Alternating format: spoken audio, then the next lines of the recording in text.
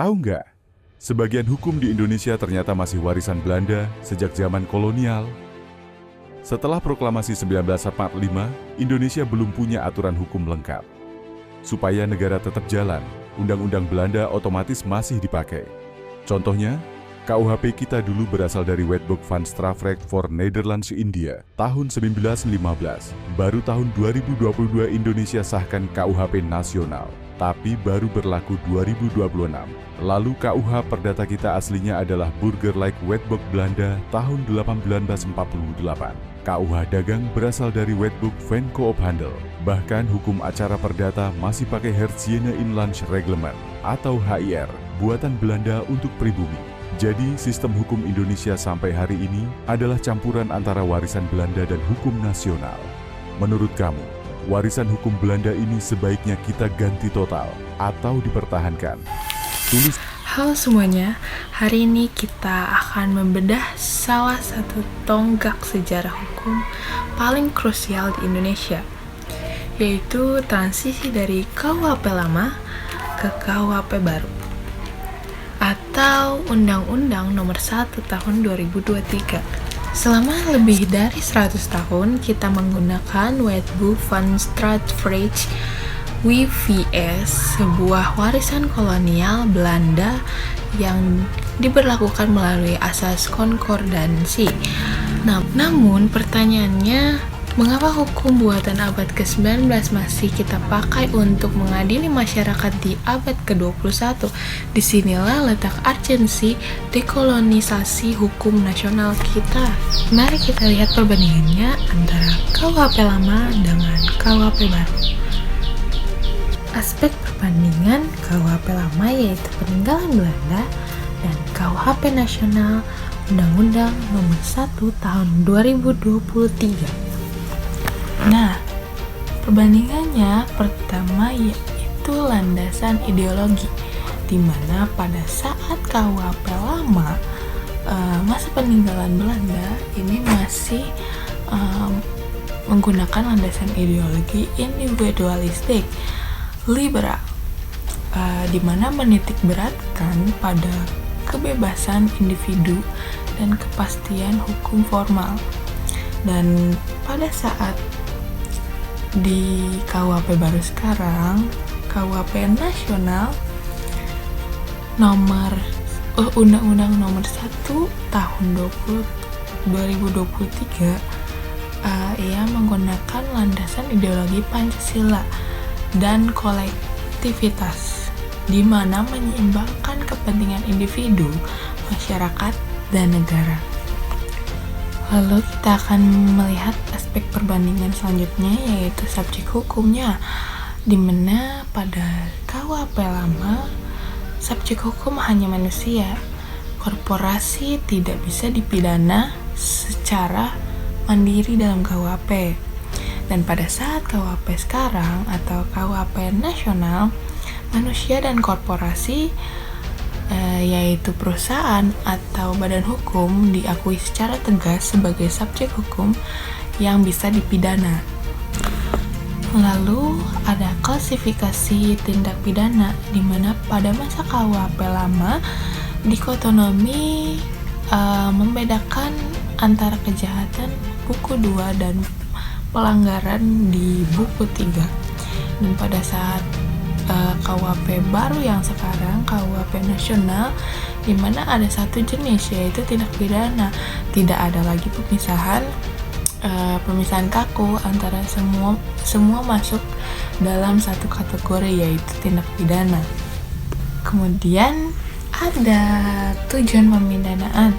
Nanti juga aku bakal jelasin di mana tujuan pemidanaan baru ya guys. Di sini tujuan pemidanaan pada masa KUHP lama, itu tujuan pemidanaannya masih retributif, fokus pada pembalasan terhadap pelaku atas perbuatan yang dilakukan.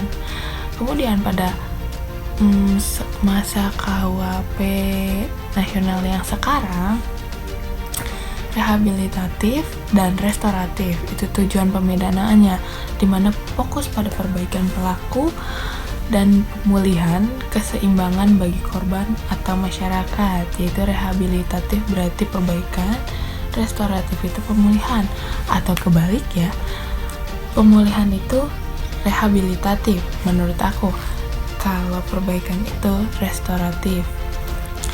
Terakhir ada aspek perbandingan yang paling yaitu sumber hukumnya. Pada masa KUHP lama, yaitu sumber hukumnya legalitas formal, di mana hanya mengakui hukum yang tertulis dalam undang-undang. Pada masa KUHP nasional, KUHP baru, sumber hukumnya yaitu legalitas material, di mana mengakui hukum adat, yaitu living law yang berlaku di masyarakat setempat.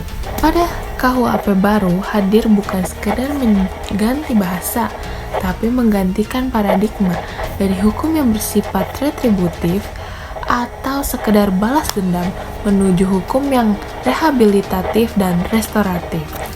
Mengapa sih kita butuh KUHP baru sekarang? Jadi alasannya ada 3 alasan utamanya. Yang pertama, nasionalisme. Yang kedua, demokratisasi. Dan yang ketiga, modernisasi.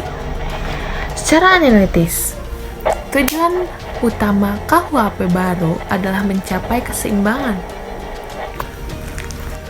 Kita tidak lagi hanya mengejar kepastian hukum yang kaku atau lex dura det teman scripta, tapi kita mengejar keadilan yang hidup di masyarakat. Contoh konkretnya adalah pengakuan terhadap the living law atau hukum adat. Ini adalah upaya negara untuk menghormati pluralisme hukum di Indonesia tanpa mengabaikan prinsip legalitas. Mari kita perhatikan alur filosofis dalam KUHP baru ini. Ketiga poin ini yaitu kepastian, keadilan, dan kemanusiaan adalah satu kesatuan yang tidak bisa dipisahkan.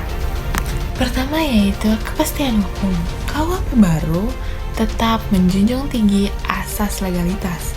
Artinya negara tidak boleh sewenang-wenang menghukum seseorang tanpa dasar aturan yang tertulis. Namun kepastian ini tidak lagi bersifat kaku atau buta guys. Kedua, mengalir ke arah keadilan. Di sini letak perbedaannya dengan hukum kolonial.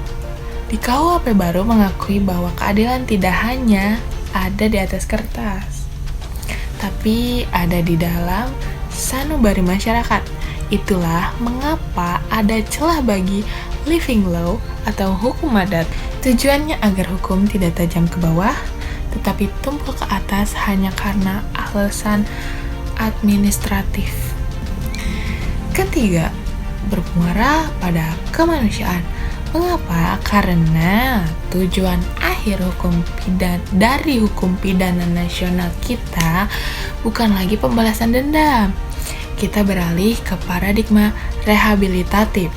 Jika seseorang bersalah, negara harus memperbaikinya, bukan sekedar membuangnya ke penjara. Inilah yang kita sebut dengan baterainya lemah. Yang kita sebut sebagai keseimbangan antara hak individu dan kepentingan publik. Mengapa dekolonisasi itu penting? Karena WVS Belanda disusun dengan semangat memproteksi kepentingan penguasaan kolonial saat itu. Sementara itu, KUHP baru kita disusun berdasarkan ideologi Pancasila. Perhatikan pasal 2 KUHP baru. Di sana sangat menarik ya, diakui adanya hukum yang hidup dalam masyarakat, yaitu living law. Secara analitis, ini adalah pengakuan bahwa Indonesia bukan hanya negara hukum formal, tapi juga menghargai nilai-nilai adat dan moralitas lokal. Namun, pengakuan ini tetap dibatasi oleh konstitusi agar tidak terjadi kesewenang-wenangan. Jadi Tujuannya bukan hanya kepastian hukum, yaitu legalitas, tapi juga keadilan substantif. Kemudian di sini ada tujuan pemidanaan baru, di mana yang pertama mencegah dilakukannya tindak pidana, yang kedua memasyarakatkan terpidana atau rehabilitasi, yang ketiga menyelesaikan konflik yang sering disebut restoratif justice, dan yang terakhir memulihkan keseimbangan, yaitu keadilan. Mari kita bedah lebih dalam mengenai buku 1. Perubahan paling revolusioner ada pada tujuan pemidanaannya.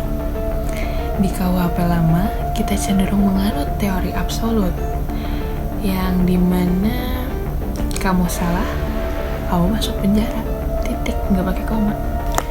Tapi sedangkan di KUHP baru, kita beralih ke teori integratif. Di sini dikenal istilah pemidanaan, pedoman pemidanaan.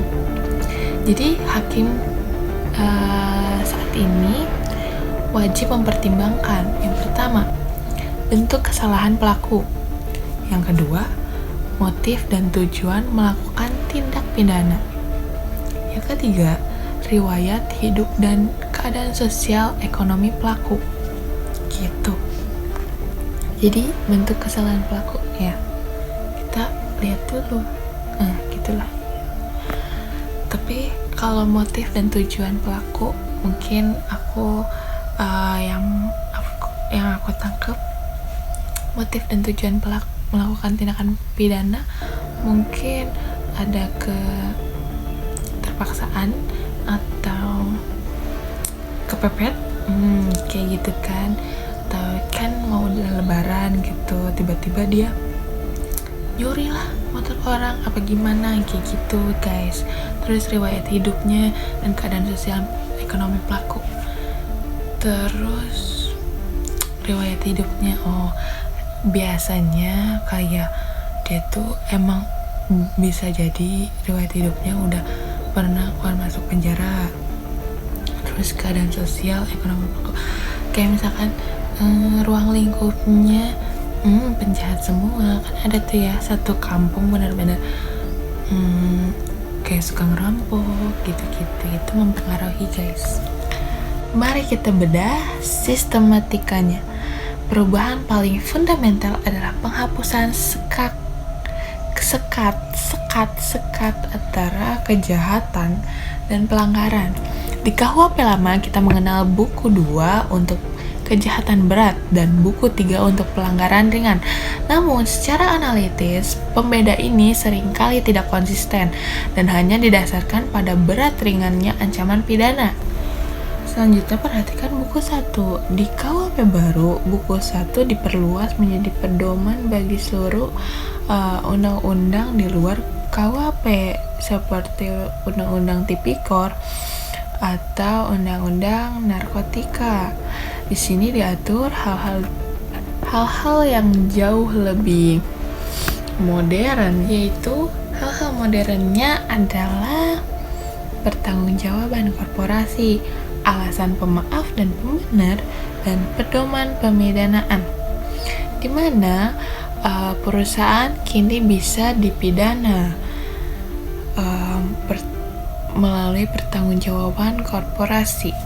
Dan alasan pemaaf dan pembenar, penjelasan mengenai kapan seseorang tidak bisa dihukum menjadi lebih detail dan humanis.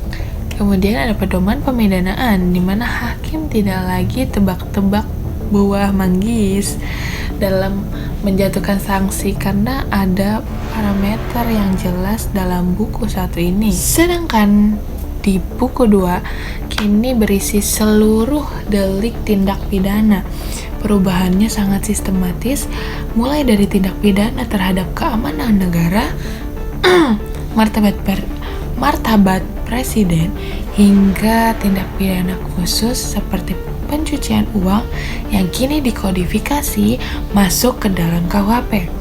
Struktur ini dirancang agar hukum kita menjadi satu kesatuan yang utuh atau omnibus law di bidang pidana. Satu poin yang menunjukkan kemanusiaan dalam KUHP baru adalah pengaturan pidana mati. Di KUHP baru, pidana mati bukan lagi pidana pokok yang berdiri sendiri gitu loh, melainkan pidana pokok yang bersifat khusus. Jadi sekarang ada masa percobaan di mana 10 tahun. Jika dalam 10 tahun terpidana berlaku baik dan menyesali perbuatannya, pidana mati bisa diubah menjadi pidana penjara seumur hidup.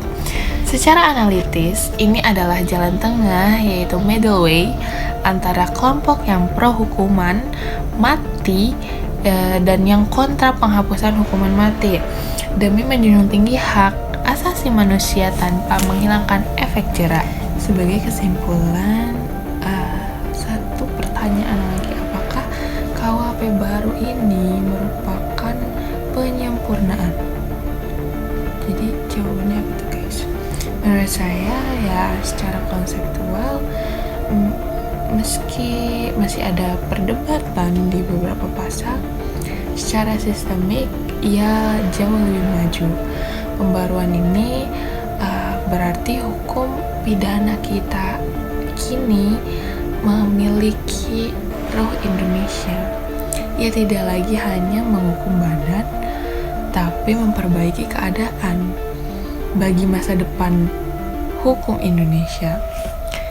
Ini adalah langkah awal menuju sistem peradilan yang lebih manusiawi dan tidak lagi person oriented. Saya Renata, terima kasih telah menyimak analisis ini. Dadah.